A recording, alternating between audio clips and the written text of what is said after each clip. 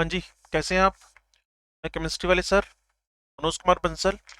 मैंने आपसे प्रॉमिस किया था पी ब्लॉक एलिमेंट्स की जो वीडियो डली थी उसके अंदर कि हम अब हर इनऑर्गेनिक के चैप्टर से कुछ रिएक्शंस जो हैं पेज टू पेज उठाकर उसको एक्सप्लेन करेंगे। तो आप इनको लिख भी लेना अपने हाथ से। तो एक एक रिएक्शन के बारे में बात करना शुरू करते हैं, थोड़ा सा ध्यान से देखिएगा।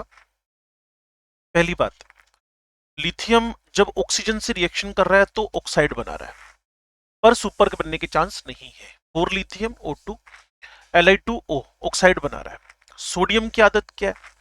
सिंपल तो बनाएगा, लेकिन मेनली उसका कैरेक्टरिस्टिक है परोक्साइड बनाना, Na2O2 बनाना। इसके अलावा जो पोटेशियम रुबिडियम सीजियम है, ऑक्सीजन की प्रेजेंस में वो सुपर ऑक्साइड्स बनाते हैं, सुपर ऑक्साइड्स। और आपको पता ही होगा, ऑक्सीजन -2 है, 10 इलेक्ट्रॉन सिस्टम है। जो परोक्साइड है वो O2 - 2 है। क्लियर? इसके पास सारे के सारे इलेक्ट्रॉन्स पेयर्ड है, तो ये भी डाया मैग्नेटिक हो गया। लेकिन जो आपका O2- है, सुपर ऑक्साइड, इसके पास एक यूपी बचा हुआ है। दैट्स वाई ये पैरामैग्नेटिक हो गया है। दैट्स वाई ये पैरामैग्नेटिक हो गया है। इसके बाद जब ये मेटल्स वाटर से रिएक्ट करते हैं, और मैं जनरली बोलता हूं चाहे फर्स्ट डे का कोई मेटल हो, सेकंड डे का मेटल हो, चाहे उसका कोई सोल्ट हो, क्लियर, जब वो वाटर से रिएक्शन करेगा तो उसको MOH बनाना है। और जब मेटल रिएक्ट कर रहा है जिसका कि ई नोट, जितने भी मेटल्स हैं फर्स्ट डे सेकंड डे वाले, उनका जो ई नोट है वो नेगेटिव है, तो क्या रिलीज करते हैं? हाइड्रोजन रिलीज करते हैं। हाइड्रोजन रिलीज करते हैं। उसके बाद जब फर्स्ट डे के मेटल्स को रिएक्ट विद हाइड्रोजन करवाया जा रहा है, तो ये MH, LiH, NaH, KH, RBH और वो बाकी बातें मैं यहां नहीं बोलूंगा कि स्टेबल कौन है अनस्टेबल कौन है।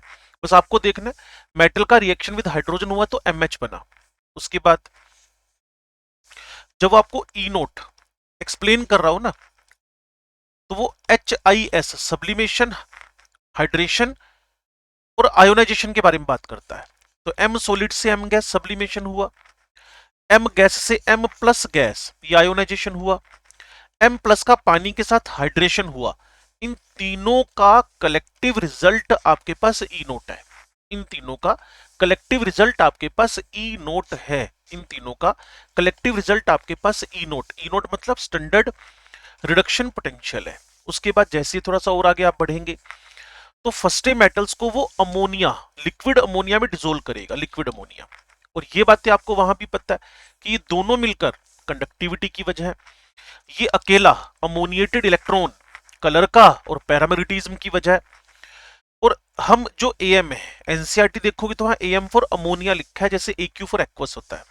क्लियर ना? तो कुल मिलाकर ऑन स्टैंडिंग, अगर इसको हम पड़ा रहने दें, अगर इसको पड़ा रहने दें, तो धीरे धीरे ये amide, AMIDE, amide amide amide और हाइड्रोजन लिबरेट करने लगता है।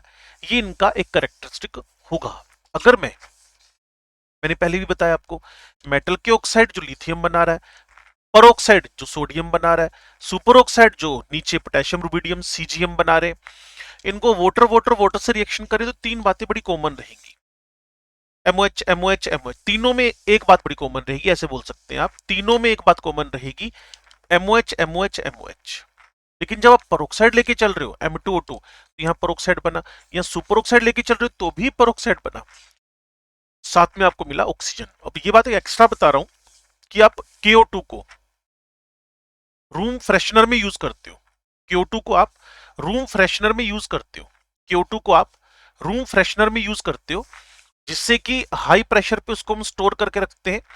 लेकिन जैसे ही आप उसको हाई प्रेशर से लो प्रेशर पे रिलीज करते हो, इमीडिएटली इमीडिएटली वहां से ऑक्सीजन लिबरेट हो जाती है। लो जी, वन मोर थिंग, जब आप LiNO3 लिथियम के नाइट्रेट को हीट कर रहे हो, तो ये आपको ब्राउन कलर की, रेडिश ब्राउन कलर की NO2 दे रहा है, क्योंकि लिथियम को उसका ऑक्साइड पसंद है, क्योंकि लिथियम का साइज स्मॉल है। तो small cation with small anion आपके पास यहां बन जाएगा, स्मॉल एनायन और कैटायन स्टेबल स्ट्रक्चर बना लेंगे। जबकि जितने बाकी KNO3 NNO3, चाहे लेड नाइट्रेट की बात कर ले, क्लियर ना, लेड नाइट्रेट आपको NO2 देगा ऊपर, लिथियम के साथ अगर लेड नाइट्रेट पीब्लोक एलिमेंट की रिएक्शंस भी आएंगी आपके पास। अभी NaNO3 को हीट किया तो NaNO2 और ऑक्सीजन आपके पास आ जाएगा। समझ में आई बात कि ऑक्सीजन कॉमन है, ऑक्सीजन दोनों में कॉमन है, ऑक्सीजन इन दोनों में बड़ा ही कॉमन है। लेकिन जब मैं लिथियम नाइट्रेट को हीट कर रहा हूं तो Li2O और साथ में रेडिश ब्राउन गैस जो कि NaNO3 KNO3 इन सब में नहीं निकल रही है। लो जी आगे बढ़ते। उसके बाद कहीं ना कहीं आप प्रिपरेशन मेथड्स पे आ गए हो। उसके बाद कहीं ना कहीं आप प्रिपरेशन मेथड्स पे आ गए हो। प्रिपरेशन में अमोनिया को किसका प्रिपरेशन है? सबसे पहले आपके पास वॉशिंग सोडा का प्रिपरेशन है। तरीका क्या है? इसका नाम है सोलवे प्रोसेस। अमोनिया सोडा प्रोसेस भी बोलते हैं इसको, ammonia soda process, ammonia soda process. तो अमोनिया जब रिएक्ट करेगा with water and CO2, CO2 का सोर्स आपको पता है कैल्शियम कार्बोनेट को हीट करके निकाला जाता है। तो यहां फिर आपके पास बनता है ammonium carbonate, two ammonia water CO2 ammonium carbonate. इसी अमोनियम कार्बोनेट को वाटर और CO2 के साथ रिएक्ट करवाते रहिए तो ये फिर आपके पास बनता है अमोनियम HCO3। ये वही रूल हुआ, जब आप किसी कार्बोनेट या सल्फाइट को किसी एक एसिड की प्रेजेंस में लेकर चलते हो, स्ट्रॉन्ग एसिड की प्रेजेंस में, तो वहां CO2 निकलती है और CO2 को जैसे ही आप वहां CO2 निकलती है और उस CO2 को जैसे ही आप लाइम वाटर में डालते हो तो मिल्कीनेस आती है ड्यू टू कार्बोनेट।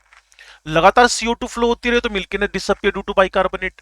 तो वही बाइकार्बोनेट जब सोल्ट विद सोल्ट जाएगा तो NaHSO3 आपके पास आएगा और NaHSO3 को हीट करके आप Na2CO3 बनाने वाले हो।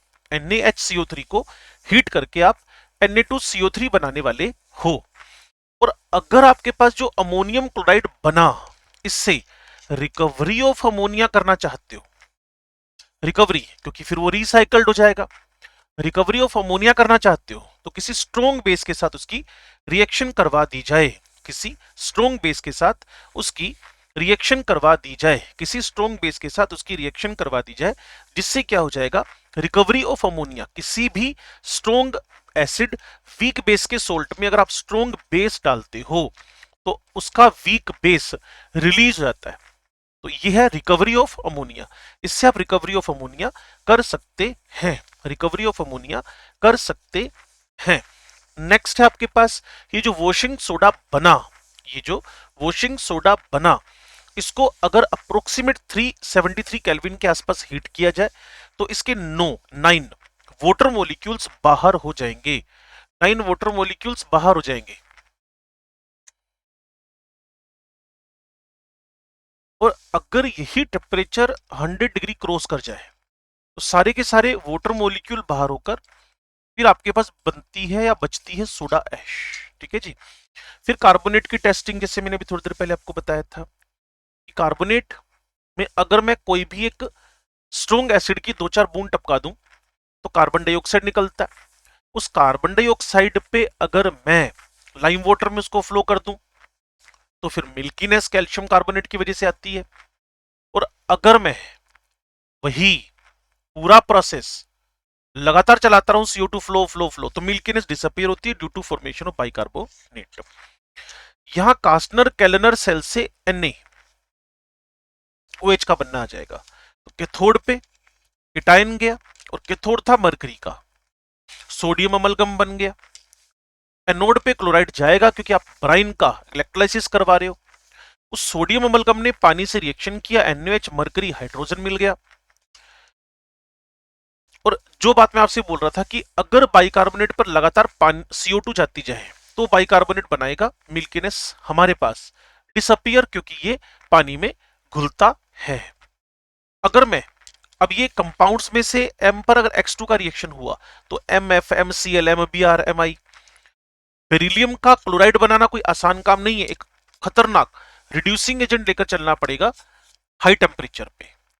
ऐसे ही बेरिलियम का हाइड्राइड बनाना भी कोई आसान काम नहीं है, वहां आपको लिथियम एल्यूमिनियम हाइड्राइड लेकर चलना पड़ेगा एज ए रिड्यूसिंग एजेंट जो BeH2 बनाकर देगा। ठीक है जी। तो एक बार रिवाइज करें इसको ध्यान से। अब आप देखिए कि यहाँ मेटल की रिएक्शन HCl हुई तो MCl2 बना। श्योर की सेकेंड की बात हो रही है।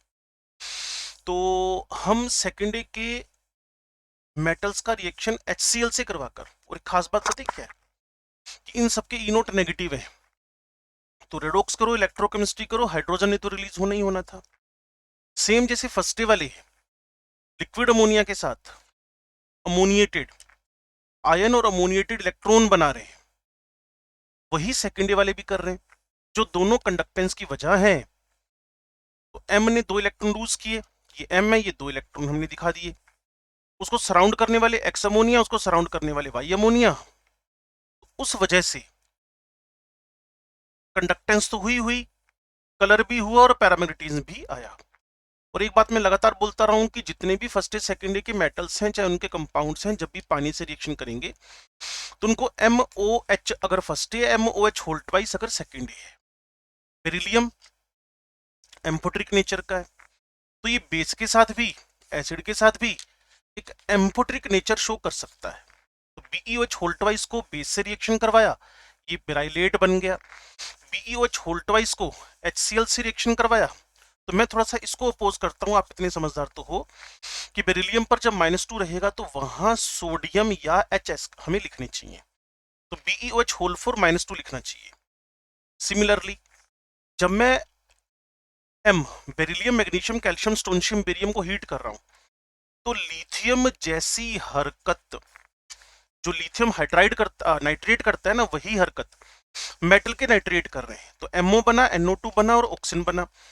ये आपके पास कौन है भाई, रेडिश ब्राउन गैस और ऑक्सीजन निकलती है, दो गैसें निकलती हैं, चाहे आपके पास लिथियम का नाइट्रेट हो, चाहे किसी और मेटल का नाइट्रेट हो, एक्सेप्ट फर्स्ट है।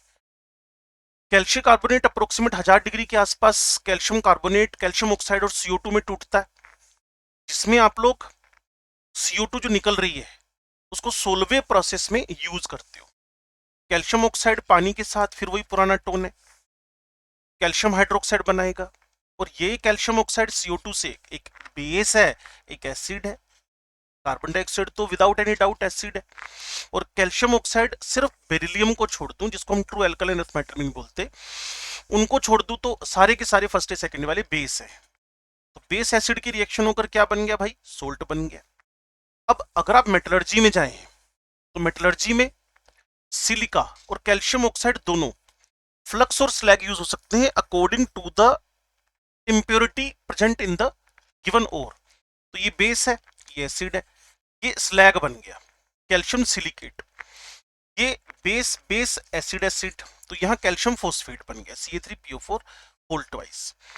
फिर वही सेम पुरानी बात, अगर कैल्शियम हाइड्रोक्साइड को CO2 के साथ सैचुरेट कर दें तो ये मिल्कीनेस देगा, और लगातार सैचुरेट करते चले जाएं, सुपर सैचुरेट कर दें, तो ये बाइकार्बोनेट बनाता है। तो ये मिल्कीनेस डिसअपियर होने वाला बाइकार्बोनेट बनाता है। तो इतनी केमिकल रिएक्शन है, 4 पेज के अंदर आ गई है। बस हमारा वीडियो भी अगले 3-4 मिनट में खत्म हो जाएगा, कुछ जल्दीबाजी किए बिना। तो कैल्शियम हाइड्रोक्साइड जब क्लोरीन से रिएक्ट करे, कैल्शियम हाइड्रोक्साइड बेस, तो आपका ब्लीचिंग पाउडर बनता है CaCl2 plus CaOCl whole twice.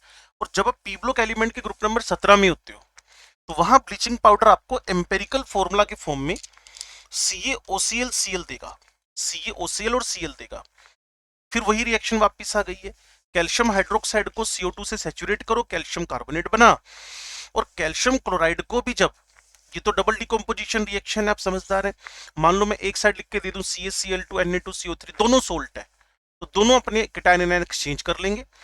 1000 degree के आसपास आपका कैल्शियम कार्बोनेट टूट गया, सोलवे प्रोसेस में CO2 देने के लिए कैल्शियम कार्बोनेट को एसिड से रिएक्शन कराओ, तो इसकी वीक एसिड रिलीज हो गया, को स्ट्रॉन्ग एसिड से रिएक्ट कराओ, वही पुराना फंडा जो रिकवरी ऑफ अमोनिया में था। किसी भी सोल्ट जो वीक एसिड स्ट्रॉन्ग बेस से बना हो, उसका वीक एसिड अगर आपको बाहर करना हो तो स्ट्रॉन्ग एसिड से रिएक्शन करवा दो, तो CO2 बाहर हो गई है।